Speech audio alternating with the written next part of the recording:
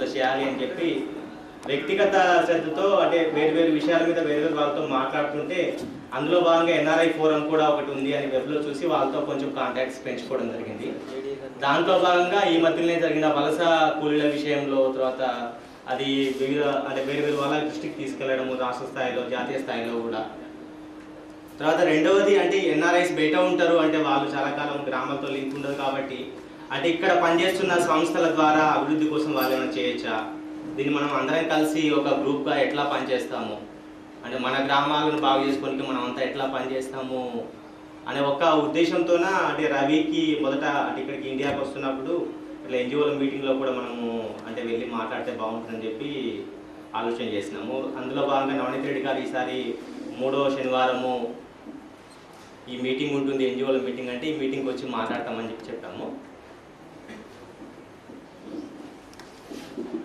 నమస్కారం అండి.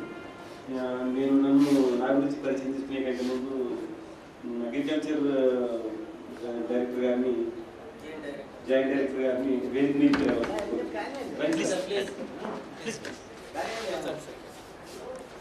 సంస్థ అనుభవం. ప్రస్తుతం విలేజ్ సర్వీస్ సొసైటీలో ఎగ్జిక్యూటివ్ డైరెక్టర్గా ఉన్నాను. సార్ జేడీ గారు మీరు పరిచయం చేస్తారు సార్. అందరికి నమస్కారం అండి. నేను Subrahmanyam, joint of agriculture Mahabubnagar. మరి ఇన్ని స్వచ్ఛంద సంస్థలు మహబూబ్ నగర్లో ఉండడం చాలా సంతోషకరం. ఈ తెలంగాణ జిల్లాలో ఎక్కడ కూడా ఇన్ని స్వచ్ఛంద సంస్థలు వర్క్ చేయడం లేదు. నిజామాబాద్లో కానీ కొన్ని రంగారెడ్డిలో ఉన్నాయి. మొత్తానికి ఈ తెలంగాణ ప్రాంతంలో ప్రతి జిల్లాలో ఒక 5, 6, 7, 8 కన్నా ఎక్కువ లేవు. మళ్ళీ ఇక్కడ అన్ని రకాల స్వచ్ఛంద సంస్థలు అగ్రికల్చరే కాకుండా విద్య కానీ వైద్య కానీ కొన్ని గ్రామీణ సదుపాయాలను మెరుగుపరచడం కానీ ఇటువంటి అవకాశాలను మన ఈ స్వచ్ఛంద సంస్థలు నిర్విరామంగా కృషి చేస్తున్నది. మరి మహబూబ్ నగర్ జిల్లా ముఖ్యంగా పెద్ద జిల్లా మరియు బిలో పావర్టీ లైన్ అంటే దారిద్ర్య రేఖ కన్నా కింద ఉన్నటువంటి ప్రజానికం ఇక్కడ ఎక్కువ ఉంది. దాదాపు 30 లక్షల మంది, అందులో 16 లక్షల మంది స్త్రీలు, 15 లక్షల మంది పురుషులు, మళ్ళీ 26% కూడా లేదు ఇక్కడ అక్షరాస్యత. కాబట్టి ఇక్కడ ఇంకా ఎన్ని సంస్థలు కూడా మరి ముఖ్యమైన వీరికి జీవనాధారం వ్యవసాయంలో కూడా అన్ని చాలా మట్టుకు స్వచ్ఛంద సంస్థలు పనిచేస్తూ ఉన్నాయి. మరి ఇందులో ఇక్కడ ఎక్కువ ఇరిగేషన్ కూడా లేదు. ఇరిగేషన్ 20% కన్నా తక్కువ ఉంది. 80% వర్షాధారం. ఈ వర్షాధారం కింద ఉన్నటువంటి ఏదైతే ఆర్చరీ పంటలు కానీ లేకపోతే వర్షాధార పంటలు కానీ వరి కాకుండా ఆ రైతులు కూడా మరి వారు ఇన్పుట్ ఎంతైతే వ్యవసాయంలో ఎంత ఖర్చు పెడుతున్నారో, ఒక ఎకరానికి 4,000 ఖర్చు పెడితే 8,000 రూపాయలు రావాలి. దానికి ఖర్చు ఎక్కువ పెట్టకుండా మరి వ్యవసాయ శాఖ ఏం చేస్తుందంటే ఖర్చు తగ్గియాలి, పంట ఉత్పత్తిని ఉత్పాదక శక్తిని అంటే సగటున ఎకరాన్ని కానీ హెక్టార్ కానీ దిగుబడిని పెంచే దిశలో పనిచేస్తుంది. దానికి మళ్ళీ రసాయనిక మందులు కూడా లేకపోతే రసాయనిక ఎరువులు కూడా తక్కువ వాడి, రసాయనిక ఎరువులు తక్కువ వాడి మరి ఈ పచ్చిరొట్టె ఎరువులు కానీ లేకపోతే ఈ జనుము దేంచ ఇటువంటి వాటిని చేసి ఎరువులను తగ్గించడంలో మరియు క్రిమిసంహారక మందులు వాడితే అవశేషాలు ఉండి మన యొక్క ఉత్పత్తులను WTO మీకు తెలుసు ప్రపంచీకరణలో మరి మన యొక్క ఉత్పత్తులు వాపసు వచ్చేటువంటి ప్రమాదం. కాబట్టి జీవ సంబంధమైనటువంటి మందులు NPV కానీ లేకపోతే వేప సంబంధమైనటువంటి వేప నూనెలు కానీ అటువంటివి కూడా ఈ స్వచ్ఛంద సంస్థలు బాగా చెప్తూ ఉన్నాయి. అది వాళ్ళకి లిటరేచర్ ఉంది, వాళ్ళకు అగ్రికల్చర్ కన్సల్టెంట్లు చాలా మంది ఉందో లేదో కానీ కొన్ని సంస్థలు నేనైతే చూశాను. ఆ సంస్థలకు అగ్రికల్చర్ కన్సల్టెంట్ శ్రీనివాస్ గారు ముందు రమ్మని ఇక్కడ ముందు రమ్మని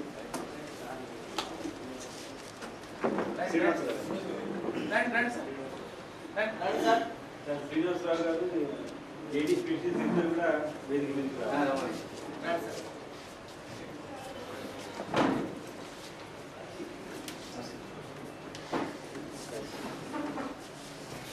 కూర్చోండి సార్, మీరు కూర్చోండి.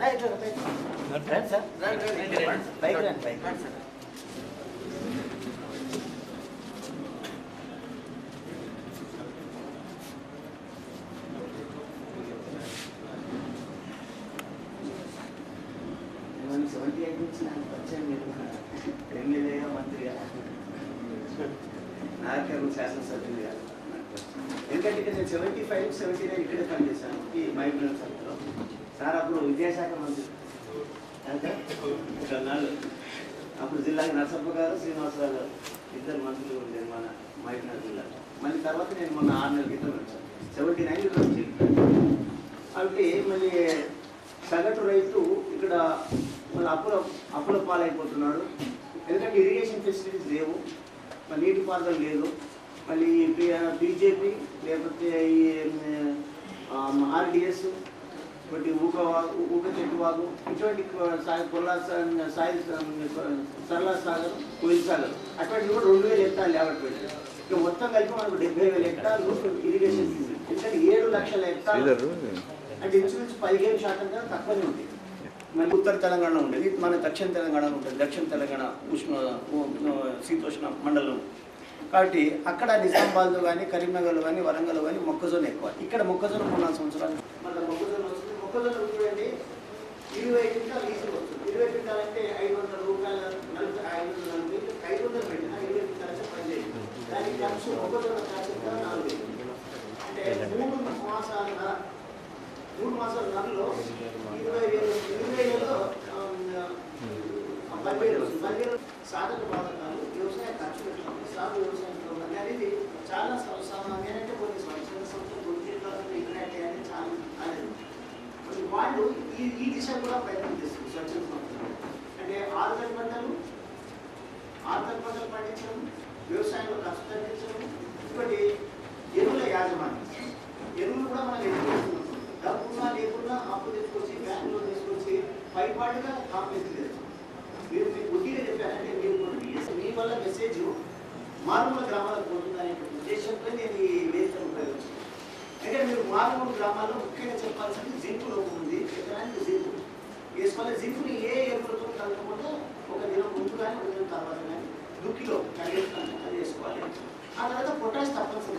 ఏంటంటే 10 క్వింటాలు వచ్చేది 11 కాలిపోదు. ఇంకోటి దీర్ఘకాలికంగా దాన్ని నిల్వ ఉంచుకోవచ్చు, అంటే స్టోరింగ్ కెపాసిటీ కలుగుతుంది. ఇటువంటివి ఇందులో స్వచ్ఛంద సంస్థలు అందరూ నడుపుతున్నారు, కరెక్ట్, సంతోషం. అందరూ బిఎస్సీఏజీ కాదు, బిఎస్సీఏజీ కాకుండా బిఎస్సీఏజీ వాళ్ళు ఎంపీసీఏజీ వాళ్ళ కన్నా కూడా చక్కని చెప్పే అది మాకు సంతోషం. అంటే మీరు ముఖ్యంగా ఇదొకటి. ఇంకోటి బాయిల్ తీయటం అంటే వరకు వాళ్ళకు సేవ చేసి, రైతులకు, పేదలకు సేవ చేసి మరణించాలని కోరిక కలిగినటువంటి వ్యక్తి పరిచయం చేసుకోండి. పెద్దపల్లి సీతాడు మండలంలో బాలకార్మిక నిర్మూలన అండ్ చైల్డ్ రైట్స్ ఇష్యూస్ మీద పనిచేస్తాను. నా పేరు జయశ్రీ, వికాస్ వాలంటీర్ ఆర్గనైజేషన్. నేను గద్వాల్, దరూర్, గట్టు మండలాల్లో ఆర్బీఎస్ సెంటర్స్ను మరి గద్వాల్ మండలం, ఒంగోలు, నాగర్లో ఆర్బీసీ సెంటర్స్ పనిచేస్తున్నాయి. కొత్తగా రైస్ మీద సాంఘిక రంగస్థల నాటకం ఒకటి తయారు చేసి ప్రాక్టీస్ చేపిస్తున్నాం. అది ఒక 2 నెలల లోపల అయిపోతే తర్వాత అన్ని మండలాల్లో ప్రదర్శన కావాలని చెప్పేసి మేము రైతుల శిక్షణ శిబిరాలు నిర్వహిస్తాం. అదేవిధంగా ఈ బాల కార్మికుల వ్యవస్థ ఏర్పడడం కోసం కృషి చేస్తాం. జీవనజ్యోతి అసోసియేషన్ తరఫున కోఆర్డినేటర్గా పనిచేస్తాం.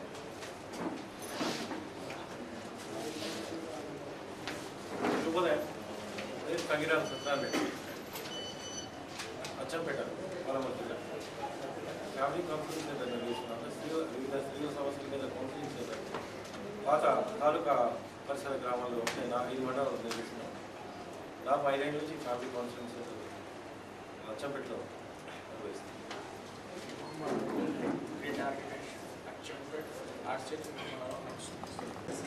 మా ఆర్గనైజేషన్ వచ్చి ఒక 6 మండలాల్లో పనిచేస్తుంది. ఒక 4 మండలాల్లో చైల్డ్ లేబర్ స్కూల్స్ నడిపిస్తున్నాము. ఒక 5 మండలాల్లో 77 గ్రామాల్లో గొర్రెల మేకల సంఘాలతో పనిచేస్తున్నాము. ఒక మండలంలో రైతు మిత్ర సంఘాలతో గ్రామ సంఘాలు ఏర్పాటు చేసి ఒక నెట్వర్క్ ఏర్పాటు చేసి వాళ్ళకి ఎన్పిఎం ప్రోగ్రాము మరియు శ్రీ ప్యాడీ కల్టివేషన్ చేస్తూ వాళ్ళకు సుస్థిర వ్యవసాయం పైన పనిచేస్తున్నాము. ఈ మధ్యకాలంలో కేశంపేట మండలంలో త్రిపురాల ప్రాజెక్టు పైన పనిచేస్తున్నాం. మదర్ మండలంలో ఒక 5 గ్రామాల్లో రీడ్స్ మదర్ రేంజ్ సపోర్ట్తో 5 గ్రామాల్లో మోడల్ గ్రామాలుగా పనిచేయడానికి పనిచేస్తూ ఉన్నాం. అంటే ఈ రకాల కార్యక్రమాలతో ప్లస్ మనం మెయిన్గా నా ఉద్దేశం దళిత్ ఎంపవర్మెంట్ మీద ఎక్కువగా కాన్సన్ట్రేట్ చేసి పనిచేస్తాం. మేము కొల్లాపూర్ వేమనాల మండలంలో పనిచేస్తాము. మేము పనిచేస్తున్నాం. అట్లానే కనీస వేతనాలు, తర్వాత వ్యవసాయ కార్మికులు, తర్వాత రైతు మిత్ర సంఘాలతో అయిపోయి పనిచేస్తున్నాం. అందరికీ నమస్కారం సార్. నా పేరు Krishnaiah, space voluntary organisation Achampet. మేము విద్య మరియు ఆరోగ్యం, ఎన్విరాన్మెంట్కి సంబంధించిన కార్యక్రమాలు మేము బాగా అవేర్నెస్ ప్రోగ్రామ్ చేస్తున్నాం. ప్రజెంట్గా మేము 2000 సంవత్సరం నుంచి ఈ కార్యక్రమాలు చేస్తున్నాము. ప్రస్తుతం యూనిసెఫ్ సంబంధించిన కార్యక్రమాలు. అందరికీ నమస్కారం.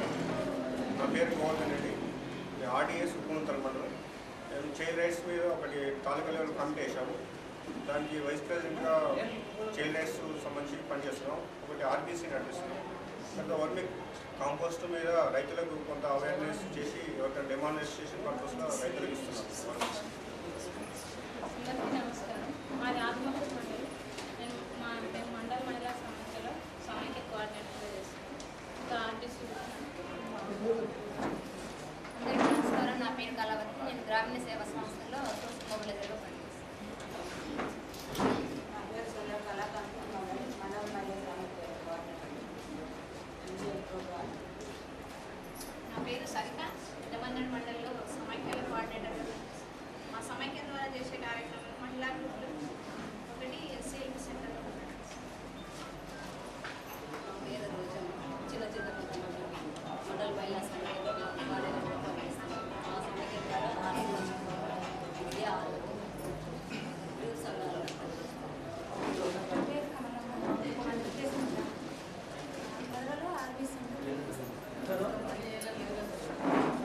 నమస్కారం. నా పేరు కే వెంకట్. నేను పీపుల్స్ ఆర్గనైజేషన్ మీద మండల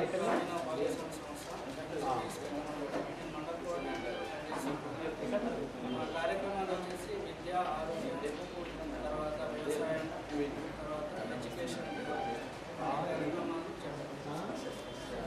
అందరికీ నమస్కారం అండి. నా పేరు వాసారెడ్డి. నేను మండల గ్రామీణ భాష సంస్థలో మండల కోఆర్డినేటర్గా పనిచేస్తున్నాను. మేము మా సంస్థ 11 సంవత్సరాల నుండి మండల స్థాయిలో పనిచేస్తుంది. ముఖ్యంగా మేము కూడా విద్య, ఆరోగ్యము మరియు గ్రామస్తుల సమస్యల్లో భాగస్వామ్య కార్యక్రమాలు అందరికీ నమస్కారము. నా పేరు మండల గ్రామీణ భాగస్వామ్య వ్యవస్థలో మనకు అందరికీ నమస్కారం. నా పేరు చిన్న ఎన్విరాన్మెంట్ అండ్ ఎడ్యుకేషన్ మరియు అగ్రికల్చర్. అందరికీ నమస్కారం.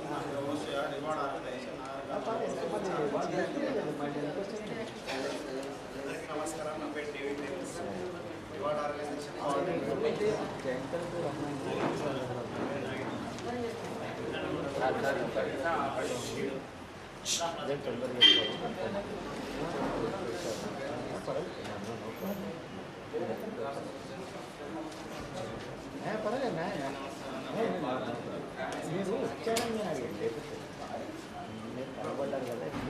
Jail David, Mennonite brother development organisation.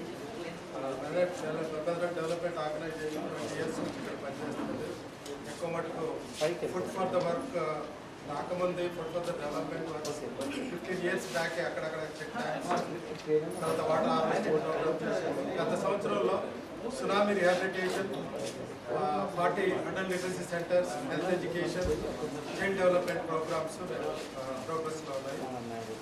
Tsunami programme కూడా ఇంకా కొంచెం 3 డిస్ట్రిక్ట్లు, ప్రకాశం, కృష్ణా, గుంటూరు డిస్ట్రిక్ట్లలో tsunami rehabilitation and restoration programmes.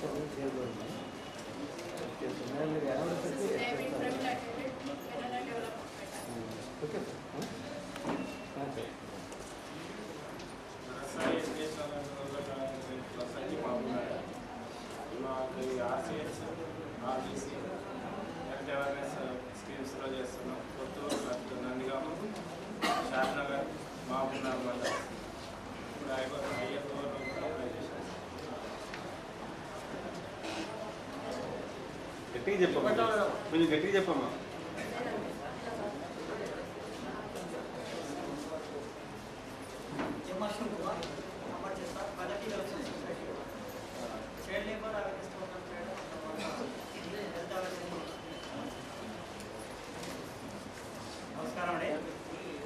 SNG Surya rural development society బాలకార్మిక నిర్మూలన కొరకు ఆత్మకూరు బీజేపీ క్యాంప్లో రెసిడెన్షియల్ బిల్ కోర్స్ కేంద్రాన్ని అందరికీ నమస్కారం. నా పేరు సత్యభూపాల్ రెడ్డి. నా వీరసల స్వచ్ఛంద సేవా సంస్థ గత 15 సంవత్సరాలుగా కొడంగల్ నియోజకవర్గంలో పనిచేస్తుంది. ఈ జిల్లాలో ప్రజా చైతన్య కార్యక్రమంలో గత 25 సంవత్సరాలుగా పాల్గొంటున్నాను.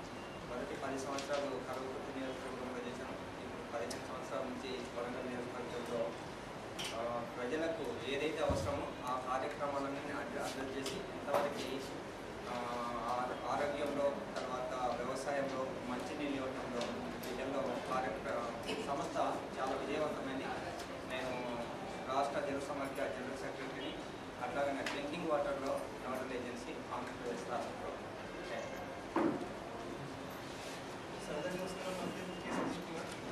ఎంఏ పబ్లిక్ అడ్మినిస్ట్రేషన్ యూస్ చేశాను. ఇంబడిలో పిహెచ్డి వాట్షెట్ పరీక్షను సబ్మిట్ చేశాను.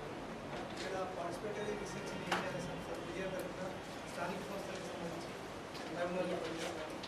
మా క్రియా వచ్చేసి మహబూబ్నగర్లో 4 మండలాల్లో పనిచేస్తుంది. ఒకటి కిలాగూరు, తర్వాత కోడేరు, పొందూరు, తర్వాత కోడేరు, పొందూరు, తర్వాత కిలాగూరు,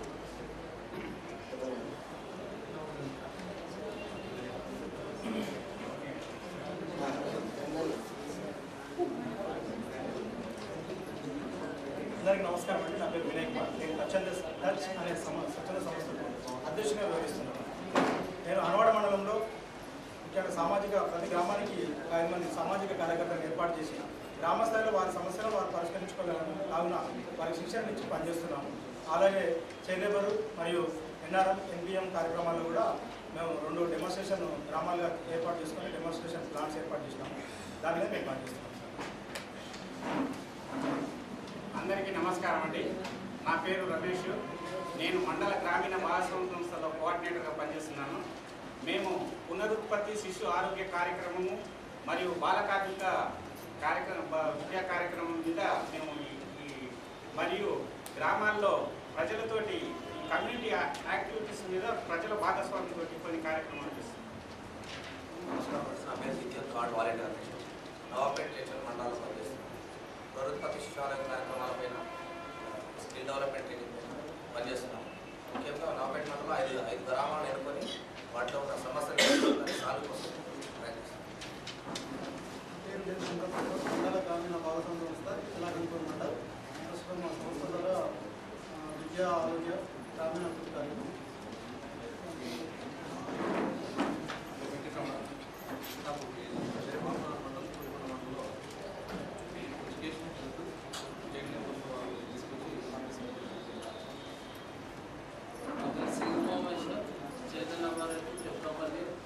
ఎడ్యుకేషన్ సొసైటీ ఆర్బీసీ స్కూల్ ఉంది. మళ్ళీ ఎస్సీ ఎస్టీ వాళ్ళకి ఎడ్యుకేషన్ గురించి వాళ్ళ ఆరోగ్య పరిస్థితి గురించి చెప్పడానికి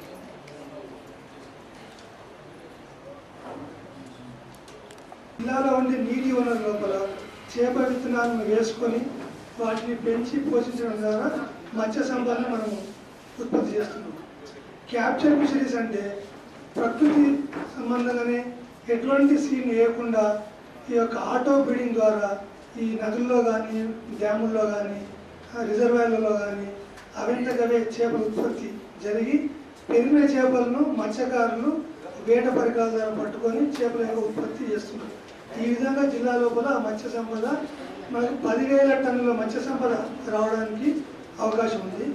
అయితే ఈ సంవత్సరము ఈ యొక్క జిల్లా లోపల 7.5 crores అంటే 7,50,00,000 చేప విత్తనాలను ఈ యొక్క ఇరిగేషన్ ట్యాంక్స్ లోపల వేయడం జరిగింది. ఇవే కాకుండా మహబూబ్నగర్ జిల్లా లోపల కూడా మంచినీటి రొయ్యలకు మంచి అనుకూలమైన నీటి వనరులు ఉన్నవి. అయితే ఈ మంచినీటి రొయ్యలు అనేవి మనము ఈ రొయ్యలు అనేవి సముద్ర తీర ప్రాంతాలకే పరిమితమై ఉండే అవి ఉప్పు నీటి రొయ్యలు. కానీ ప్రస్తుతం కూడా మంచినీటిలో కూడా పెరిగే అవకాశాలు గల రొయ్యలు కూడా మంచినీటి రొయ్యలు ఉన్నది. అయితే ఈ జిల్లా లోపల గత 2 సంవత్సరాల నుంచి ఈ మంచినీటి రొయ్యలను కూడా మేము ఇంట్రడ్యూస్ చేసినాము. అయితే మంచి ఫలితాలు వచ్చినాయి. ఉదాహరణకి మేము 2 సంవత్సరాల క్రితం ఈ కోయిల్సార్ రిజర్వాయర్ లోపల ఈ నీటి రొయ్యలు వేయడం వల్ల మేము 20 టన్నుల మంచినీటి రొయ్యలను మేము ఉత్పత్తి చేయగలము. దాని రేటు కూడా చాలా బాగుంటుంది. ఒక కేజీ 250 రూపాయల రేటు ఉంటుంది. అది ఎక్స్పోర్ట్ క్వాలిటీ ఉంటుంది. అంటే ఒక రొయ్య 100 గ్రామ్స్ వస్తే దానికి 350 రూపాయల కేజీ వాడు అక్కడి నుంచి దగ్గర కొనిపోతాడు. కావున ఈ చేపల్ని కాకుండా రొయ్యలు పెంచుకోవడంలో కూడా మత్స్యకారునికి చాలా లాభాలు ఉన్నాయి. దాన్ని దృష్టిలో పెట్టుకొని ఈ సంవత్సరం కూడా మేము 2 కోట్ల మంచినీటి రొయ్యలను ఈ జిల్లా లోపల వివిధ నీటి వనరుల లోపల వేయడం జరిగింది. అయితే ఈ జిల్లా లోపల ఈ సంవత్సరం పుష్కలంగా వర్షాలు పడడం వల్ల మేము 10,000 టన్నుల మంచినీటి రొయ్యలు మంచినీటి చేపలు ఉత్పత్తి కావాలని ఆశిస్తున్నాము.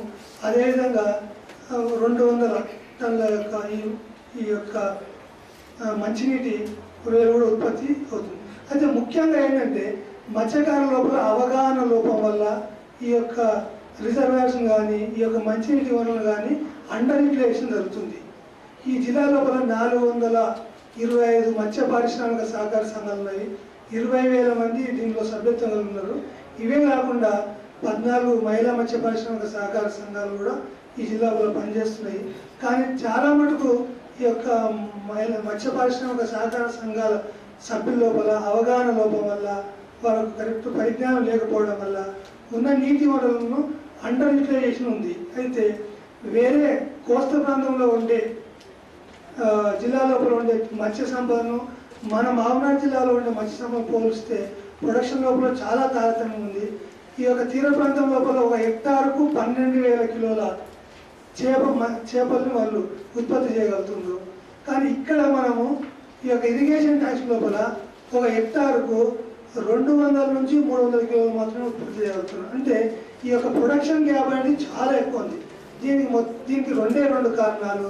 ఒకటి మత్స్యకారుల లోపల అవగాహన లోపము, రెండవది ఆర్థికంగా వాళ్ళు పెట్టుబడి పెట్టకపోవడం అనేది జరగడం వల్లనే ఉత్పత్తి చేయలేకపోతున్నారు.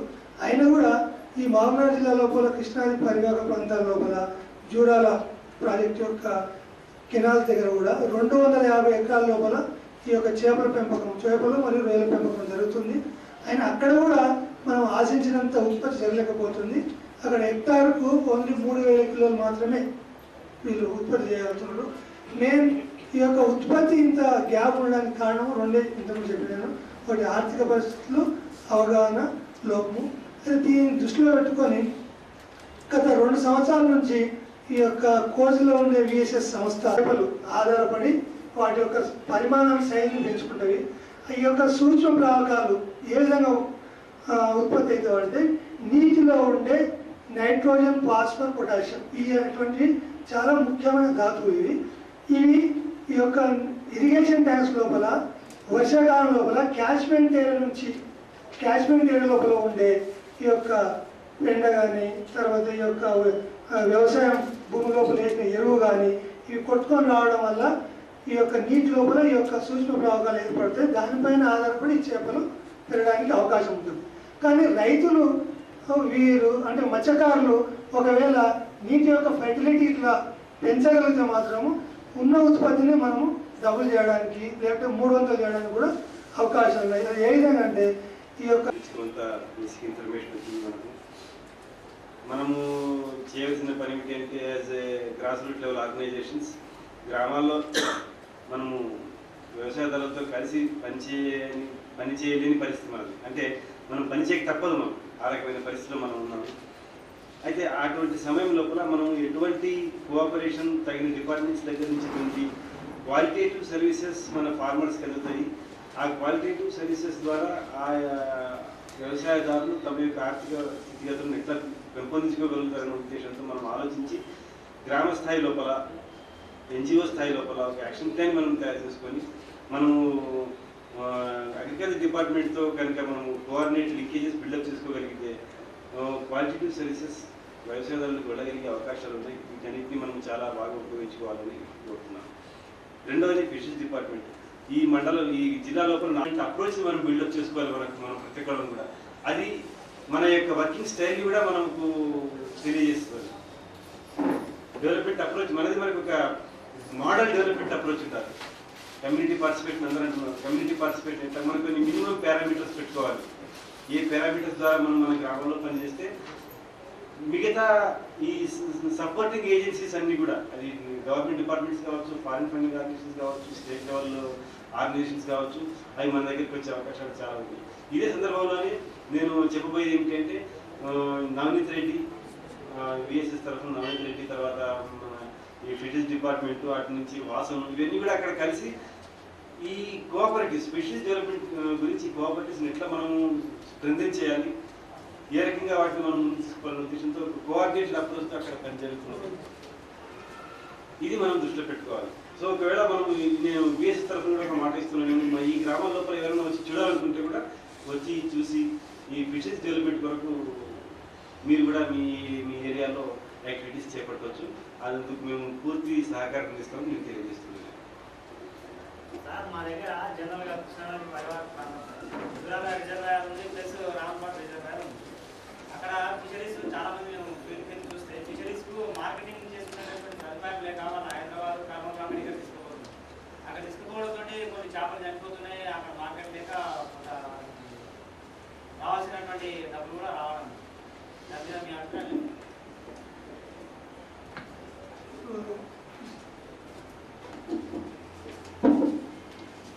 ఇంతకుముందు క్యాప్చర్ ఫిషరీస్ అని చెప్పిన, క్యాప్చర్ ఫిషరీస్ అంటే ఈ యొక్క న్యాచురల్ రిసోర్స్ జరిగింది. ఈ మార్కెట్ని మేము మహిళా మత్స్య పారిశ్రామిక సహకార సంఘాలకు వాళ్ళ ద్వారా నడిపిస్తున్నాము. అదేవిధంగా ఈ కొత్తకోటలో కూడా ఒక మార్కెట్ శాంక్షన్ చేయడం జరిగింది, అక్కడ కూడా మార్కెట్ నిర్మిస్తున్నాము. కొత్త పెప్పేర్లో కూడా ఒక మార్కెట్ శాంక్షన్ అయింది. ఈ విధంగా కొల్లాపూర్లో లేదు, కొల్లాపూర్లో యాక్చువల్గా కొల్లాపూర్ లోపల ఆల్రెడీ మిడిల్ ఏజ్ ద్వారా మార్కెటింగ్ జరుగుతుంది. అయితే అక్కడ గిట్టుబాటు ధర కూడా ఆ యొక్క మత్స్యకారులకు రావడం లేదు. అయితే మా యొక్క రిక్వెస్ట్ కూడా ఏంటంటే ఈ యొక్క మార్కెటింగ్ వైపు కూడా ఈ శిక్షణ సంస్థలు పనిచేస్తే వాళ్ళకి కావాల్సిన ఇన్పుట్స్ మేము ఇన్పుట్ ఇచ్చి ఈ యొక్క మత్స్యకారులకు మంచి గిట్టుబాటు ధర రావడానికి అవకాశం పెంపొందించి వాళ్ళ యొక్క ఆర్థిక వనరులు కూడా పెంపొందడానికి మంచి అవకాశం ఉంది. ప్రతిసారి మనం కూడా అంటే ఈ రంగంలో కూడా ఫిషరీస్ డిపార్ట్మెంట్ మనకి హెల్ప్ చేస్తలేదో సార్ చెప్పాలి. ప్రతిసారి కూడా మనం ఒకటి ఆలోచించాలంటే ఇది ఇంతవరకే మనం వెళ్ళగలిగితే ఇప్పుడు మనం వెళ్ళలేము. చేపలను ఉత్పత్తి చేయగలుగుతాము, ప్రజలని అవగాహన ఏర్పాటు చేసి అవగాహన చైతన్యవంతం చేసి మనం వాళ్ళని చేపలు ఎక్కువగా ప్రొడ్యూస్ చేసేటట్టు మనం సహకరిస్తాము అని ఒకటి ఇంతవరకు పోగలుగుతామని మనం అవగాహన. కానీ అది అగ్రికల్చర్ కానివ్వండి, ఫిషరీస్ కానివ్వండి, ఇంకే రంగమైనా కానివ్వండి, వాల్యూ యాడెడ్ ప్రొడక్ట్స్ ఏమైనా ఉంటాయి. వాళ్ళకి ఏమైనా చేపల పచ్చడి తయారు చేస్తారు, చేపల పచ్చడి తయారు చేసి మనం దానికి వాల్యూ పెరిగిపోతుంది. అట్లా ఏమైనా మనం ఏమైనా వాళ్ళకు ట్రైనింగ్స్ ఏమైనా ఏర్పాటు చేయగలుగుతాం. చేపలు వస్తున్నాయి, అవి చనిపోకముందే వాటిని ఎట్లా మనం స్టోర్ చేయాలి, స్టోర్ చేసుకోవాలి, ఎట్లా మనం వాల్యూ యాడెడ్ ప్రొడక్ట్స్ మనం తీసుకోవచ్చు అనేది మనం చూసుకుంటే చేపల పచ్చళ్ళు కానీ టమాటాలు ఉన్నాయంటే పారబోస్తున్నారు, రోడ్ల మీద పారబోస్తున్నారు, ధర తక్కువైపోయింది. సో అట్లా కాకుండా వాటిని ఎట్లా మనము జ్యూస్ లేదా పచ్చళ్ళు ఎట్లా తయారు చేయొచ్చు. అటు మనకు అగ్రికల్చర్లోనూ ఫిషరీస్లో వచ్చే సమస్య మనకి మార్కెటింగ్ని మనం ఎదుర్కోవాలంటే కూడా అది మనకు ఎక్కువగా ఉత్పత్తి అయ్యే టైం లోపల అన్నీ మనం అమ్మలేకపోవచ్చు. కొన్ని వాల్యూ యాడ్ ప్రొడక్ట్స్ తీసుకుంటే కూడా చాలా బాగుంటుంది. దానిపైన కూడా మీ అభిప్రాయం తెలియదు. ముఖ్యంగా చేపల ఉత్పత్తిలో మార్కెటింగ్ అనేది చాలా పెద్ద సమస్య. ఎందుకంటే చేపలు అనేవి తొందర ఫిక్టిఫికేషన్ జరుగుతుంది. చేపలను నీటి నుంచి బయటికి తీసిన 2 అవర్స్లోనే వాటిపైన బ్యాక్టీరియా యాక్షన్ జరిగి ఈ యొక్క చేప చెడిపోవడానికి అవకాశం ఉంది. చేప చెడిపోయిన తర్వాత కన్జ్యూమర్కు చేప ఇష్టపడడు, దాని రేటు కూడా మనకు రాదు. అందువల్ల చేప చెడిపోకుండా కాపాడుకోవాలంటే వాటిని మనం చాలా జాగ్రత్తలు తీసుకోవాలి. ఆ జాగ్రత్తలు తీసుకోవాలంటే వాటిని కంపల్సరీ ఐస్ అనేది చేప పట్టే ముందు ఐస్ కంపల్సరీ ఉండాలి. ఐస్ లేకుండా చేపలు పట్టరాదు. ఎందుకంటే చేపలను ఐస్లో పట్టిన తర్వాత వేయడం వల్ల 0 సెంటీగ్రేడ్ దగ్గర బ్యాక్టీరియా పనిచేయాలంటే దాని యొక్క టైం మనం పెంచవచ్చు. అయితే ఈ ఐస్లో పెట్టడం వల్ల చేపలను మనము అట్లీస్ట్ 2 నుంచి 3 రోజుల వరకు వాటి యొక్క లైఫ్ని పెంచవచ్చు. ఆ లైఫ్ని పెంచడం వల్ల మనకు ఈ యొక్క గిట్టుబాటు ధర కూడా వేయడానికి అవకాశం ఉంటుంది. ఇంకొకటి, చేపలు ఒకటేసారి మనము పట్టడం వల్ల కూడా మార్కెట్లో కూడా చేపల యొక్క డిమాండ్ అనేది తగ్గిపోతుంది. డిమాండ్ తగ్గిపోవడం వల్ల వాటికి గిట్టుబాటు ధర రాదు. అయితే చేపల మార్కెట్కు ఒకటేసారి రానివ్వకుండా ఈ యొక్క మత్స్యకారుల రైతులు ఒకేసారి చేపలు పట్టకుండా జనవరి నుంచి చేపలు పట్టడం ప్రారంభం చేయాలి. జనవరి నుంచి చేపలు పట్టడం ఎన్ఆర్ఐస్ మిమ్మల్ని కాంటాక్ట్ చేయాలంటే మీ డీటెయిల్స్ ఉన్నారు కాబట్టి ఈ ఫామ్ మీరు తర్వాత లంచ్కి వెళ్ళేది ఎప్పుడైనా ఫిక్స్ చేయండి. ఇన్ కేసు ఏదైనా విషయము కొంచెం కన్ఫ్యూజింగ్ ఉంటే జస్ట్ చెప్తే క్లియర్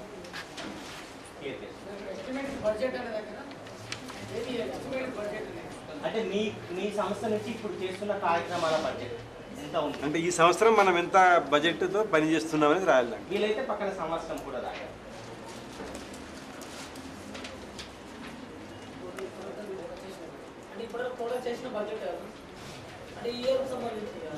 ఈ ఇయర్ చాలు. ఒక సంవత్సరం ఏంటి సరిపోతుంది అంటే 2 రాసిన మంచిది ఎక్కువ జాగా ఉంది ఇంతవరకు చేసింది టోటల్ ప్లస్ ఈ సంవత్సరం అంటే సింపుల్గా ఉండాలనే క్రమంలో కొంచెం స్పేస్ తక్కువ.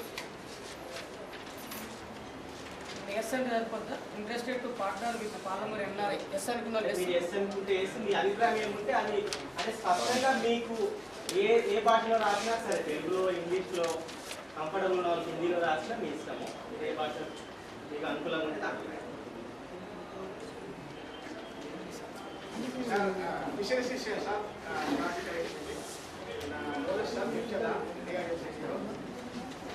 సార్ గత సంవత్సరం కొన్ని సంవత్సరాలు ఫిషర్ ఉత్పత్తి విషయం చాలా మంది మర్చిపోయారు.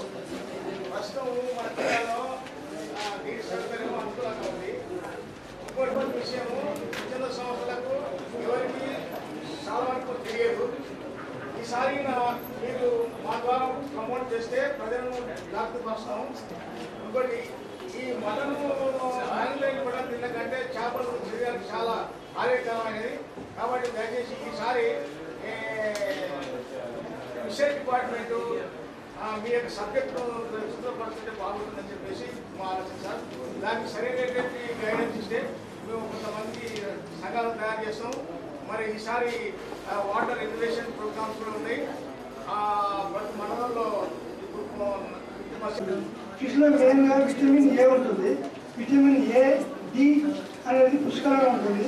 విటమిన్ ఏ అనేది కంటికి, డి అనేది ఎముకలు బాగడానికి బాగా ఉపయోగపడుతుంది. అదేవిధంగా ఫిష్లో ఉండే ఫ్యాట్స్ యాక్చువల్గా 2 రకాలు ఉంటాయి. ఒకటి సాచురేటెడ్ ఫ్యాట్స్, అన్సాచురేటెడ్ ఫ్యాట్స్. అయితే సాచురేటెడ్ ఫ్యాట్స్ అనేది బాడీకి చాలా డేంజర్. అంటే బాడీ లోపల పోయాలి అక్యుములేషన్ అయితే అంటే బ్లడ్ వెజల్స్లో కానీ ఎక్కడ కానీ. అయితే అన్సాచురేటెడ్ ఫ్యాట్స్ మాత్రం అక్యుములేట్ కావు, అవి మళ్ళీ ఎనర్జీగా ఉపయోగపడతాయి. అయితే చేపల్లో ఉండేది కూడా అన్సాచురేటెడ్ ఫ్యాట్స్.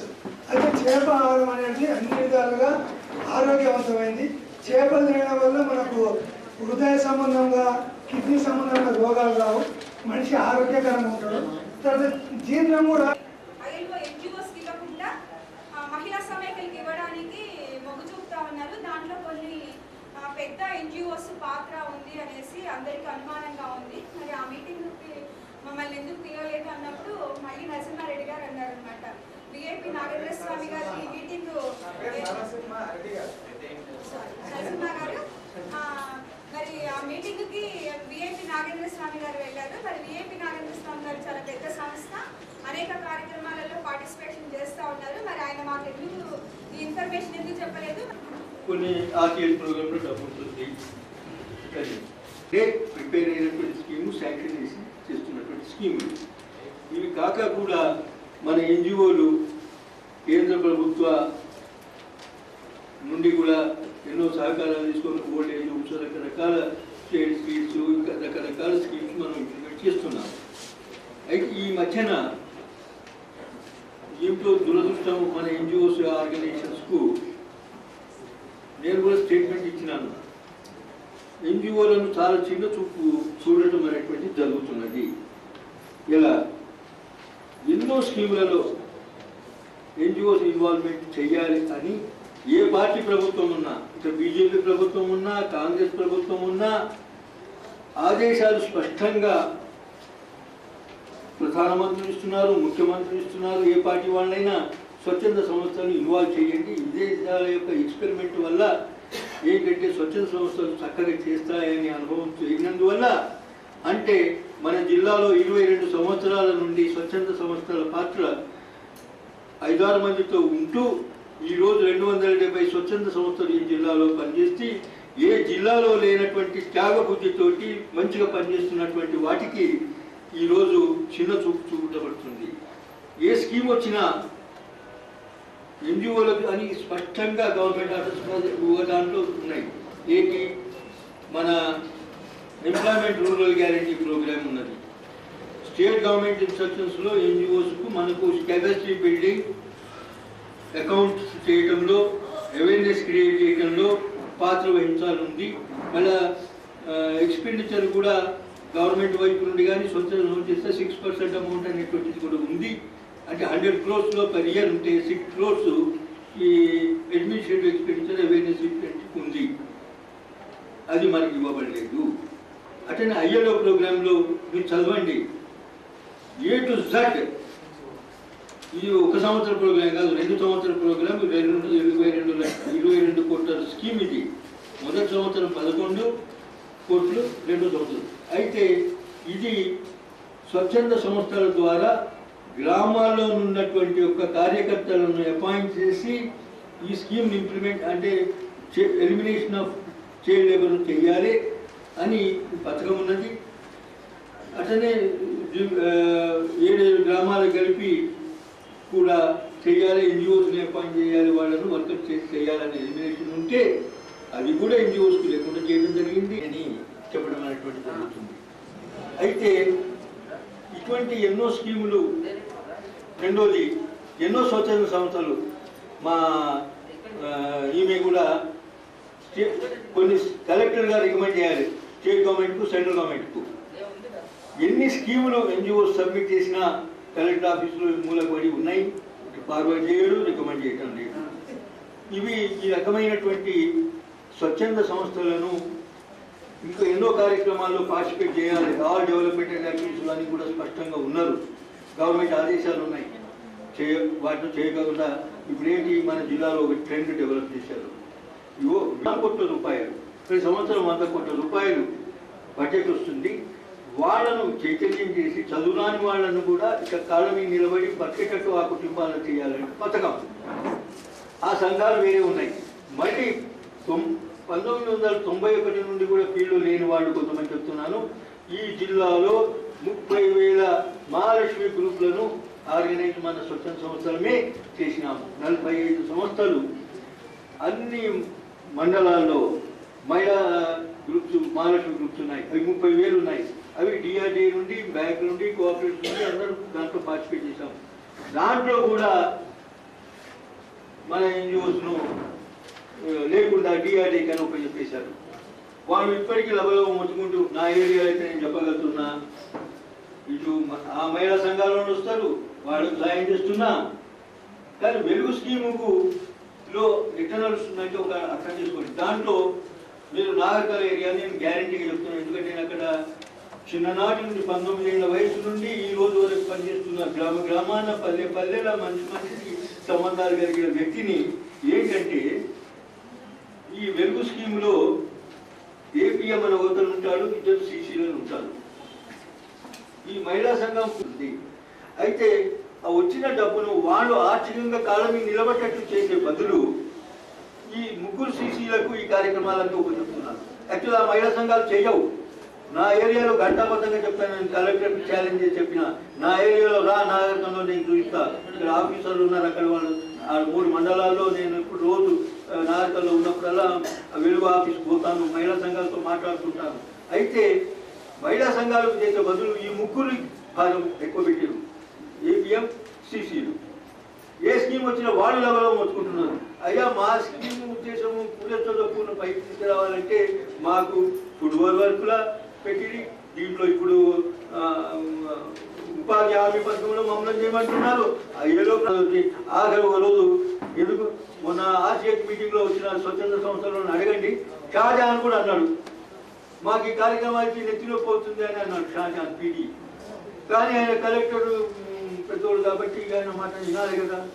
మనం కూడా అందరము నిన్న మొన్న దాకా నేను కూడా దాసోహం అంటూ కలెక్టర్ చదువుకు సంతృప్తి పరచాలని మాట్లాడుతూ వస్తున్నాను. కానీ రాను మనకు ఈ స్వచ్ఛంద సంస్థలకు పాత్ర లేకుండా జిల్లా అభివృద్ధి కార్యక్రమాలు అన్నిట్లలో పార్టిసిపేట్ చేసేటువంటి చర్య తీసుకోవడానికి దయచేసి అందరం మన శక్తిని యుక్తులు వాడి కలెక్టర్ గారి మనసు మార్చి మన స్వచ్ఛంద సంస్థలకు చెందిన చేయాల్సినటువంటి కార్యక్రమాలు మనతో చేయించడానికి ప్రయత్నం మనం కృషి చేయాలని మీ అందరితో విజ్ఞప్తి చేస్తున్నాను.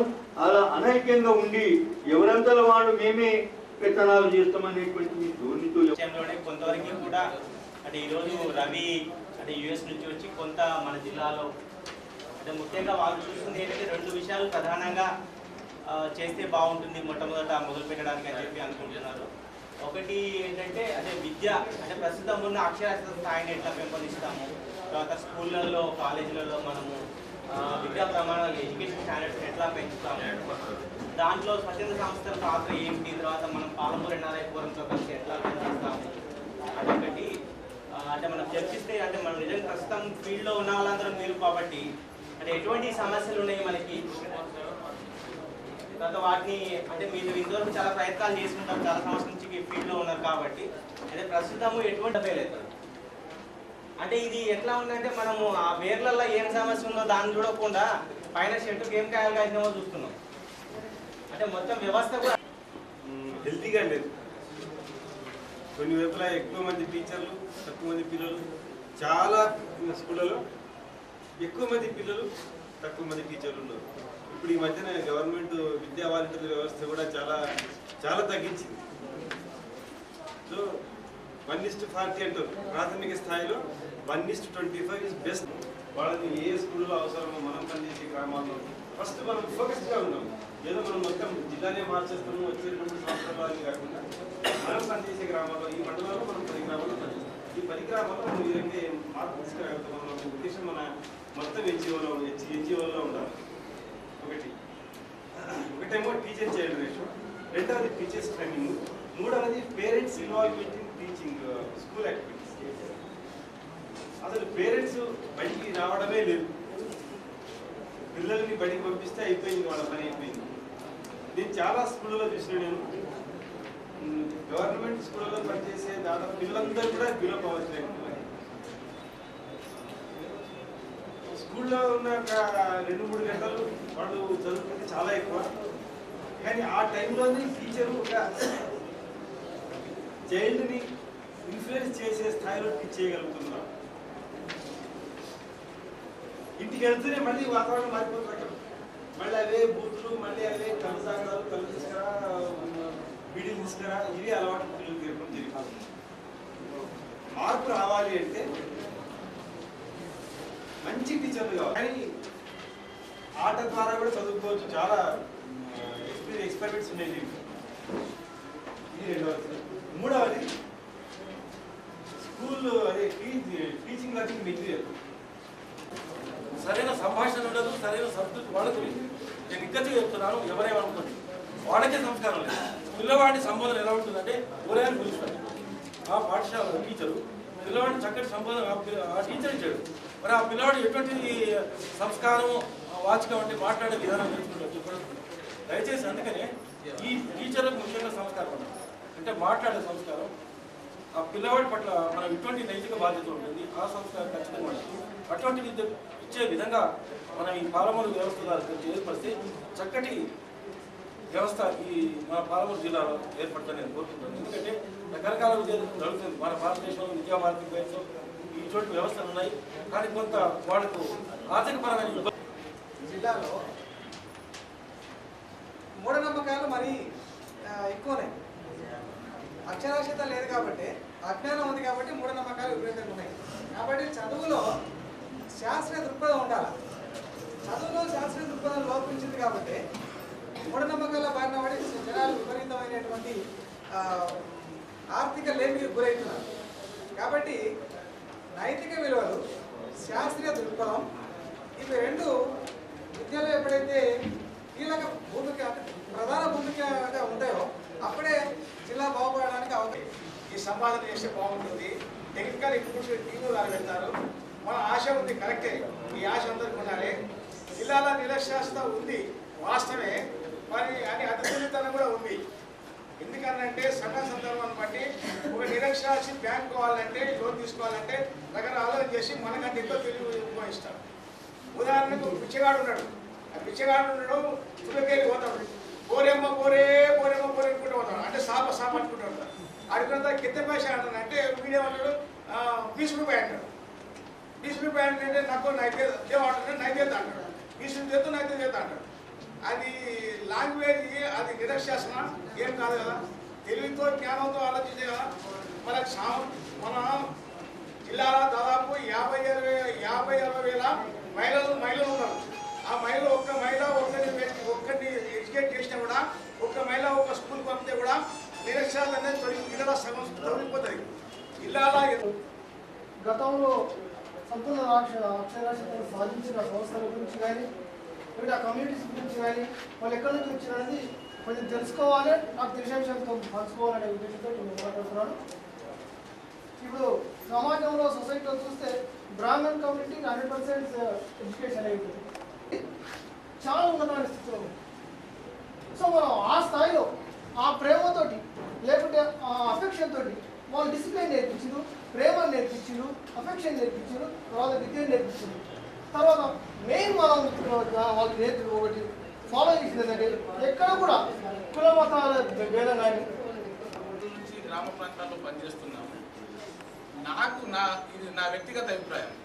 ఒక ప్రైమరీ స్కూల్లో పనిచేసే టీచర్ తన పిల్లవాడిని ఎక్కడ చదివిస్తున్నాం? మనము మన పిల్లలను ధైర్యంగా ప్రైమరీ స్కూల్లో చదివించే స్థితిలో మనం ఉన్నామా? గవర్నమెంట్ స్కూల్లో ఎందుకు లేవు?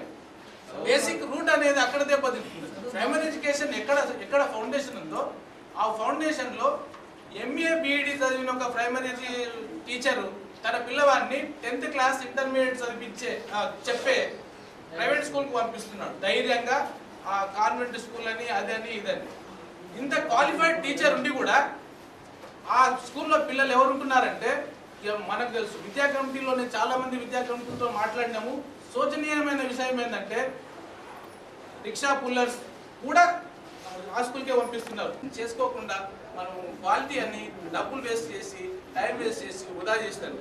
ఒక టీచరు ధైర్యంగా తన పిల్లవాడిని ప్రైమరీ స్కూల్లో, ఏదైనా ప్రైమరీ స్కూల్, గవర్నమెంట్ అర్బన్ కానీ రూరల్ కానీ చెప్పగలిగిన నాడే మనం క్వాలిటీ ఎడ్యుకేషన్ అని అప్పుడు గంటాపరంగా చెప్పగలం. ఆ స్థితికి మనందరం ఏ విధంగా చేస్తే వస్తుందో మీరందరూ ఆలోచన చేయాలని మిత్రులందరికీ విజ్ఞప్తి చేస్తున్నాం. అంతే తప్ప నా ఉద్దేశంలో ఈ క్వాలిటీ అవన్నీ కాకుండా పిల్లవానికి అవసరమైన విద్యను కూర్చుని చదువు చెప్పేటట్టు చేయండి. అది చేస్తే మనందరం కలిసి చేస్తే అవుతుంది. కానీ అది ఆ దిశలో చేయకుండా మనం ఇతరత్ర ఏం మాట్లాడినా కాదని నమ్మకం. అప్పుడు ఫెసిలిటీస్ లేవు.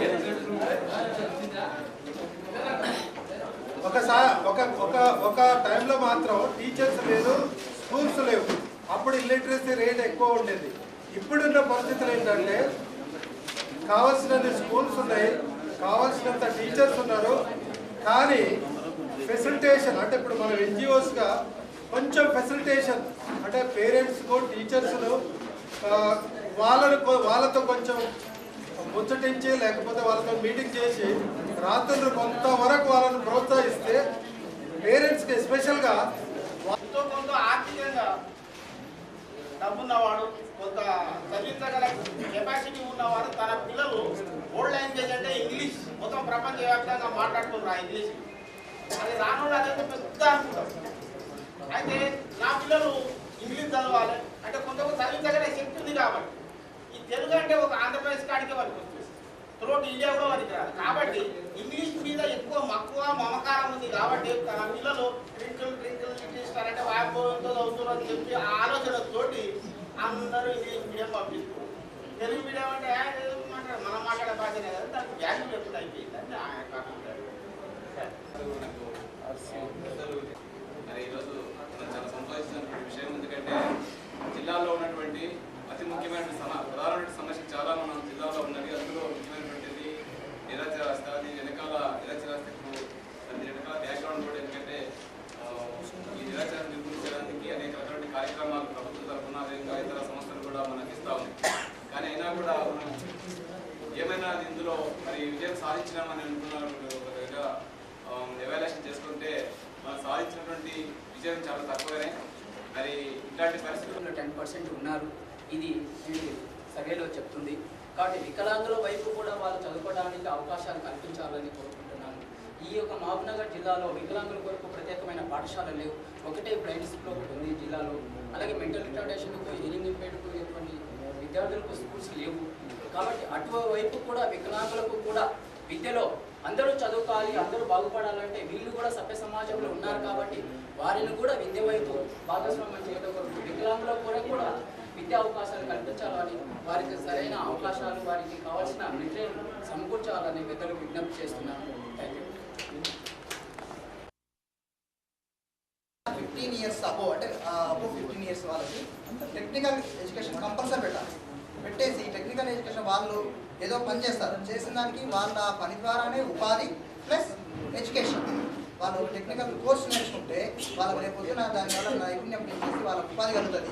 తర్వాత ప్రస్తుతం కూడా చదివే విద్యార్థికి టెక్నికల్ కోర్సు చదివే విద్యార్థికి స్కాలర్షిప్ ఐటమ్ సంవత్సరానికి ఇంత ఇన్ని రూపాయలు లేదా నెలకి ఇన్ని రూపాయలు వాళ్ళు చేసే పని బట్టి వాళ్ళు నేర్చుకునే విద్యను బట్టి రూపాయలు చెప్పేసి వాళ్ళ ఇంటికి అంటే ఫ్యామిలీ వాళ్ళకి పేరెంట్స్కి పంపించగలిగితే వాళ్ళు వేరే పైన జీతం పెట్టాల్సిన అవసరం ఉండదు. వాళ్ళు చూడండి సంవత్సరానికి 5,000 నుంచి 10,000 లోపల వాళ్ళ జీతాలు పెట్టుకోవాలి. 15 ఏళ్ళ పిల్లలు కానీ ఒక 1,000 రూపాయల కోసం 10 మందులు 800 600 కిరాణా షాప్లో ఒక రూపాయలు పనిచేస్తారు. వాళ్ళు రాత్రి 10 ప్రకారం కూడా ముయ్యరు అట్లా పనిచేస్తున్నారు. కారణం ఏంటంటే వాళ్ళకు సంవత్సరానికి 5 నుంచి 10,000 రూపాయలు అవసరం పడుతుంది.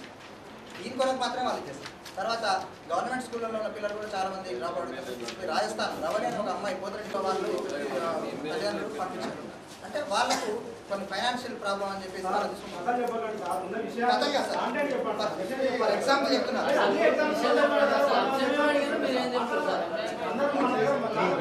అదే సార్ నా ఒపీనియన్ ఏంటంటే డ్రాప్ అవుట్ కాకుండా ఉండాలంటే వాళ్ళకి ఇచ్చే గవర్నమెంట్ ఇప్పుడు కొన్ని సోర్స్ ఇస్తుంది. ప్రతి ఊళ్ళలోనూ ఏవై ఇల్లు ఇస్తుంది, ఏవై కార్డ్స్ ఇస్తుంది. తర్వాత వాళ్ళకు ఫైనాన్స్ అసిస్టెన్స్ కొరకు 50,000 నుంచి ₹1,00,000 దాకా 20,000 నుంచి 50,000 దాకా లోన్స్ ఇస్తుంది ఇండివిజువల్. ఎలాంటి వాళ్ళకి ఇవ్వాలంటే ఎడ్యుకేషన్లో తమ పిల్లల్ని ఖచ్చితంగా స్కూల్లో జాయిన్ చేసిన వాళ్ళకి మాత్రమే ఈ సిస్టమ్ పెట్టాలనేది ఒకటి తీసుకుని డ్రాప్ అవుట్స్ కాదు. Okay sir, thank you. ఏమైతుందంటే యాక్టివ్ ఉన్న పిల్లల్ని తీసుకుపోయి మెయిన్ స్ట్రీమ్ చేసి వేరే స్కూల్ వేస్తే వాడు చదవాలనుకుంటారు కంటిన్యూగా. ఇప్పుడు మనకు ఇప్పుడు ఏమంటున్నారంటే మాకు సార్ వాళ్ళు 1 year వరకే పెట్టుకోవాలి, వాడు మొత్తాన్ని తీసుకుపోయి జాయిన్ చేయాలి అంటే మళ్ళీ అక్కడ పోయినాక ఈడ కష్టపడ్డదంతా వేస్తే. అందుకని కనీసం కొంచెం చదువుకున్న పిల్లల్ని 2 సంవత్సరాలు అట్లా పెట్టుకుంటే వాళ్ళు కొంచెం చదవగలుగుతారు. మా రాజమణి అదే నాకు తెలిసినంత వరకు ఏంటంటే పిల్లల్లో తెలివైన వాళ్ళు మొద్దులు లేరని ఎందుకంటే ఆ పరిసరాల ప్రభావంతో మన ఎమోషనల్ కోషెంట్ అనేది డెవలప్ అవుతుంది. కానీ బై బర్త్ కొంత ప్రభావం ఉంటుంది తల్లిదండ్రుల నుంచి వచ్చేది. లెటర్స్ కంక్లూడ్ చేసేసాను. ఎందుకంటే మేము ఉదయం 6 గంటలకు హైదరాబాద్ నుంచి బయలుదేరి వచ్చినాం. మధ్యలో ఎక్కడో ఛాయ్ తాగినంత వరకు బ్రేక్ఫాస్ట్ కూడా మధ్యాహ్నం లంచ్ టైం కూడా అవుతున్నది. అవి ఆల్మోస్ట్ అయిపోయింది. నేను కంక్లూడ్ చేస్తాను ఇక్కడితో. మీరు ఇంత ఉత్సాహంతో దీంట్లో పాల్గొనడం చాలా సంతోషకరం. ఇన్ని సంవత్సరాల నుంచి ఇన్ని ఎన్జిఓస్ మహబూబ్నగర్లో పనిచేస్తున్నాయి అనే సందేశాన్ని నేను ఈరోజు రికార్డ్ చేసి మా ఎన్ఆర్ఎస్ దగ్గర తీసుకుపోతున్నా. వాళ్ళు ప్రత్యక్షంగా చూస్తారు మీరు ఏ సంస్థల ద్వారా ఇంత పనిచేస్తున్నారు. This is really great opportunity for మీ. మీ అందరికీ నిజంగా ఎన్ఆర్ఐస్గా మేము ఈ ప్రాంత సమస్యల గురించి పోరాడుతున్నారు. ఈ ఇతరుల గురించి పోరాడేటట్టుగా నేను ప్రయత్నం చేస్తాను. నా టైం దీని గురించి మీకు ఇస్తాను. అది ఒకటి. డిస్ట్రిక్ట్ మంజూరైన ఏ స్కీమ్లో ఎన్జిఓస్కి ఇచ్చేలాగా ఉండాలి. ఎందుకంటే ఆ స్టేజ్లో కూడా ఇవ్వలేదు. వేరే వాళ్ళకి ఇచ్చేసి వేరే వాళ్ళకి ఇచ్చేసి అవి లేకుండా ఎన్జిఓలకి ఇచ్చేసి దానికి ఉపయోగపడుతుంది.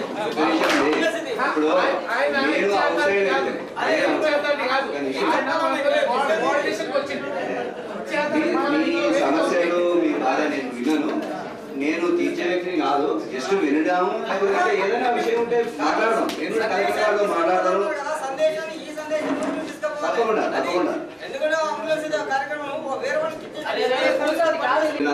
వెబ్సైట్ యొక్క ప్రింట్అవుట్ మేము ఇక్కడ రాష్ట్రం ఈ ప్రాంతం యొక్క డెవలప్మెంట్ గురించి, అండర్ డెవలప్మెంట్ గురించి ప్రతిక్షణం ఆలోచిస్తున్నాము. మీరు ఇక్కడ పనిచేస్తున్నారు, మేము ఆలోచిస్తున్నాం. కనుక మన మధ్య ఈ అనుసంధానం ఏర్పడితే తప్పకుండా మనం చాలా పనులు చేయగలుగుతాం. ఇక్కడ దీంట్లో ఏం రాస్తున్నాం అంటే మాకు ఇన్స్పిరేషన్ ఏంటి అంటే our parents, our people, our culture, our villages, ఇవి మాకు ఇన్స్పిరేషన్. అక్కడున్నా మీరు ఇక్కడున్నా వీటిని బేసిస్ చేసుకొని మన తల్లిదండ్రులు మనకి ఇచ్చిన కల్చర్ని బట్టి మన ప్రజలకు మన సహాయపడాలనే ఉద్దేశంతో మనం చేస్తున్నాం. చాలా సంతోషకరమైన విషయం. ఈరోజు ఇక్కడ ఉన్న గవర్నమెంట్ తరఫున పాల్గొన్న వారు కూడా చాలా చక్కగా విషయాలు వివరించారు. ఫిషరీస్ విషయంలో వారు చాలా బాగా చెప్పారు. ఇక్కడ సార్ కూడా చాలా బాగా చెప్పినారు. అంటే మన దగ్గర కష్టపడి పనిచేసే గవర్నమెంట్ అఫీషియల్స్ ఉన్నారు, చాలా సిన్సియర్గా పనిచేసే ఎన్జిఓస్ ఉన్నారు. వీరంతా కలిసి ఇక్కడ చర్చ చేసుకోవడం ఇదంతా చాలా బాగా అనిపిస్తున్నది నాకు. అందుకే తప్పకుండా ఇక్కడ కలవాలని నేను వచ్చినాను. మేము ఇక్కడికి వచ్చే ముందే ఒకటి మ్యాథ్ వర్క్ షాప్ ఒకటి జరుగుతుంటే అప్పటికప్పుడు ఎంఈఓకు డిఈఓకి ఫోన్ చేసి ఈ మ్యాథ్ వర్క్ షాప్ మన జిల్లా నుంచి ఒక 10 మందిని పంపిద్దాం, టీచర్స్ను, వాళ్ళు కొన్ని నేర్చుకుంటారు, మన పిల్లలకు నేర్పుతారని చెప్తే డిఓ గారు పంపించారు. అదొక కార్యక్రమం చేసినాం. అంటే మేము ఎక్కడ ఏ చిన్న అవకాశం ఉన్నా కూడా మన వాళ్ళకి ఏదైనా చేయాలని ప్రయత్నం చేస్తున్నాం. దానికి $250 ప్రతి వ్యక్తికి ఫీజు ఉంటే మేమే పే చేసినాం. వాటిని రేపు హెడ్ మాస్టర్స్ మీటింగ్లో కూడా మేము ఈ ఎడ్యుకేషన్ సంబంధించిన సమస్యలు ఎట్లా ఉన్నాయి, వాటిని ఏం చేయగలుగుతాము అనేది ఆలోచించడానికి మీటింగ్ పెట్టుకున్నాము. మేము ఏం ఆలోచిస్తున్నామంటే motivation is key for anybody. మనము డెవలప్ కావాలనుకుంటే మనకి ఏదైనా మోటివేషన్ ఉంటే మనం కష్టపడతాము, చదువుకుంటాము, ఆ బిజినెస్ చేస్తాం, ఈ బిజినెస్ చేస్తాం, ఏదో రకంగా డెవలప్ కావడానికి ట్రై చేస్తాం. మోటివేషన్ ఉండాలి. మోటివేషన్ ఎట్లన్నా తీసుకురావాలి. పేరెంట్స్లో తీసుకురావాలి, స్టూడెంట్స్లో తీసుకురావాలి, టీచర్స్లో తీసుకురావాలి. టీచర్కి చెప్పే మోటివేషన్ ఉండాలి, స్టూడెంట్కి నేర్చుకునే మోటివేషన్ ఉండాలి, తల్లిదండ్రులకు పిల్లలను బడికి పంపించే మోటివేషన్ కావాలి. ఈ మోటివేషన్ ఎట్లా చేయాలి అనే ఒక కీ పాయింట్ను పెట్టుకొని, motivation is the centre point for everything అనే దాన్ని దృష్టిలో పెట్టుకొని ఈ మోటివేషన్ ఎట్లా అనేది మేము చర్చ చేయదలుచుకున్నాము. దీనిలో కొంత హెడ్ మాస్టర్కి ఏం చెప్పదలుచుకున్నామంటే, మీరు ఒక ప్రాజెక్ట్ తీసుకురండి. మీరు మీ స్కూల్ను డెవలప్ చేయడానికి ఇవి కావాలి, లేకపోతే అంటే ఈ రకంగా ఉండాలి అని ఒక ప్లాన్ మీరు తయారు చేయండి.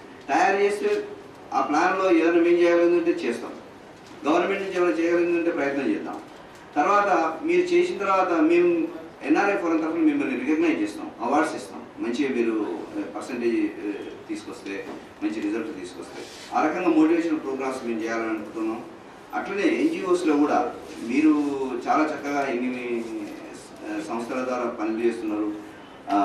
మా తరఫున మేము ఈ సంవత్సరం నుంచి మోటివేషన్గా అంటే బెస్ట్ ఎన్ఆర్ఐ, బెస్ట్ ఎన్జిఓగా ఒకరిని ఎవాల్యుయేట్ చేసి అవార్డు ఇవ్వడానికి మేము ప్రయత్నం చేస్తాము. ఇది కేవలం మోటివేషన్ మాత్రమే. అంటే నేను బెస్ట్ ఎన్జిఓ అవార్డు వాళ్ళకి ఇచ్చినట్టు మిగతా వాళ్ళందరూ కారణి కాదు, జస్ట్ టు రికగ్నైజ్ అనమాట.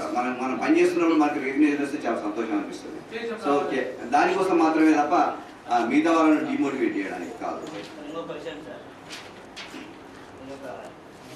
గవర్నమెంట్ లెక్కల మీద ఆధారపడి ఇక్కడ ఇంత పర్సెంట్ ఒక 10 to 20,000 లోపల చూపించాల్సిన పరిస్థితి ఏర్పడింది. ఎందుకంటే వాళ్ళకి అటువంటి కోర్సెస్ కూడా ఉన్నాయి. ఎందుకంటే స్కూల్స్ ఏం చేస్తున్నాయి, ఇప్పుడు చాలా స్కూల్స్లో బడి బయట సగం మంది ఉంటారు, బడి లోపల 20 మంది ఉంటే బడి బయట 40 మంది ఉంటారు. కానీ వాళ్ళందరూ కూడా బడి నమ్మదయ్యారు. వాళ్ళు ఎట్టి పరిస్థితి వాళ్ళని స్కూల్కి పోరు. కాబట్టి అక్కడ స్కూల్ ఉంచడానికి టీచర్స్ ఎక్కువ మంది పెట్టడానికి టీచర్స్ అంటే చూపిస్తారు. గవర్నమెంట్ కూడా చూపించమనే చెప్తున్నారు. ఎస్ఎస్సీ చూడండి, గవర్నమెంట్ డిస్ట్రిక్ట్ మేము ఇంకోటి ఏమనుకున్నామంటే పాలమూరు ఎన్ఆర్ఐ ఫోరం తరఫున ఒకటి సర్వే తయారు చేసినాం. ఒక గ్రామానికి సంబంధించిన అన్ని అంశాలను తీసుకొని, విద్యలో ఎట్లా ఉంది, హెల్త్లో ఎట్లా ఉంది, వ్యవసాయంలో ఎట్లా ఉంది, అక్కడ ఉన్న పరిస్థితులు ఏంటి, ఇవన్నిటిని కూడా ఒక సర్వే లాగా, ఇప్పటికే చాలా సంస్థలు చాలా సర్వే చేసి ఉండొచ్చు. ఇది ఎన్ఆర్ఐ ఫోరం తరఫున ఒక సర్వే చేసి ఆ ఊరు నుంచి వచ్చిన ఎన్ఆర్ఐలో అది కూడా ఇన్ఫర్మేషన్ తీసుకొని ఎక్కడ ఉన్న ఎన్ఆర్ఐని ఇంకా అంటే చాలామంది ఎన్ఆర్ఐస్కు వాళ్ళ విలేజ్తో కూడా కాంటాక్ట్స్ ఉండకపోవచ్చు. సో విలేజ్లో సర్వే చేసి ఆ ఎన్ఆర్ఐని ఆ విలేజ్తో కనెక్ట్ చేసి ఇది మీ ఊరు, ఈ ఊరిలో ఈ రకమైన అండర్ డెవలప్మెంట్ ఉన్నది కనుక మీరు పార్టిసిపేట్ చేసి దీన్ని డెవలప్మెంట్ వైపు తీసుకురండి అనేది ఒకటి కనెక్షన్ చేయాలనే ఉద్దేశంతో విలేజ్ సర్వే ఒకటి తయారు చేసినాము. ఈ విలేజ్ సర్వే ఎవరైనా మీ ఎన్జిఓస్లో ఇంట్రెస్ట్గా ఉంటే అది చేయాలని మీకు ఉంటే సంప్రదించండి, సర్వే చేద్దాము. సర్వే చేసిన తర్వాత ఆ సర్వేను ఎన్ఆర్ఐస్తో కనెక్ట్ చేసి ఆ ఎన్ఆర్ఐస్ ద్వారా ఇది ఇక్కడ డెవలప్మెంట్ చేయడానికి ప్రయత్నం చేద్దాం. అది మొదటి స్టెప్. రెండవ స్టెప్ ఏంటంటే ఎన్ఆర్ఐసే కాకుండా ఊరు నుంచి బయటకు వచ్చి ఇక్కడ మహబూబ్నగర్లోనో లేకపోతే హైదరాబాద్లోనో బాంబేలోనో సెటిల్ అయిన వాళ్ళు కూడా చాలా మంది ఉన్నారు. వాళ్ళు కూడా ఈ డెవలప్మెంట్లో పార్టిసిపేట్ కావాలి. NRIs first step.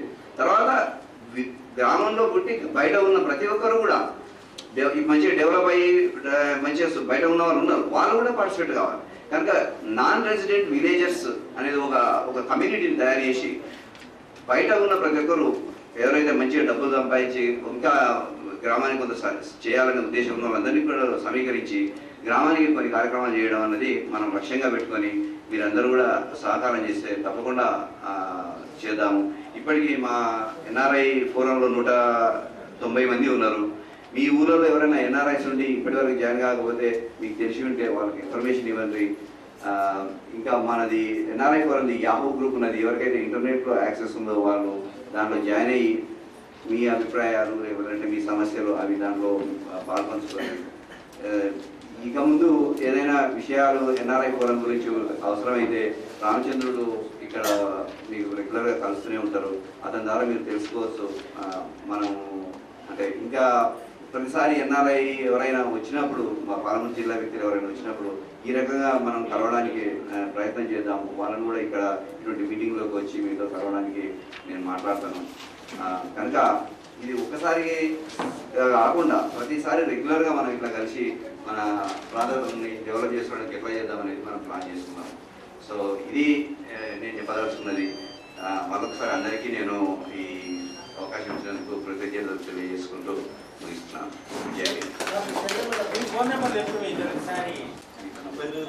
అంటే ఫోన్ నా టేబుల్ దగ్గర కలవదండి. దయచేసి నేను వాసనలో పనిచేస్తాను. మీకు వీలుంటే ఫోన్ చేయండి. వాసన్ ఫోన్ చేసి పాలమూరు రామచంద్రుడు అని అడగండి. ఇద్దరం ఉన్నాం మేము. వాసన్ 2701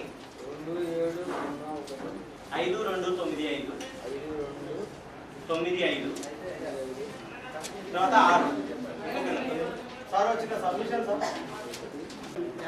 అది చూడండి 50 రూపాయలు. అది కొనే వాళ్ళకి ఎన్ని కాపీలు కావాలి, ఎన్ని కాపీలు కావాలి పంపించే ఏర్పాట్లు చేస్తారు.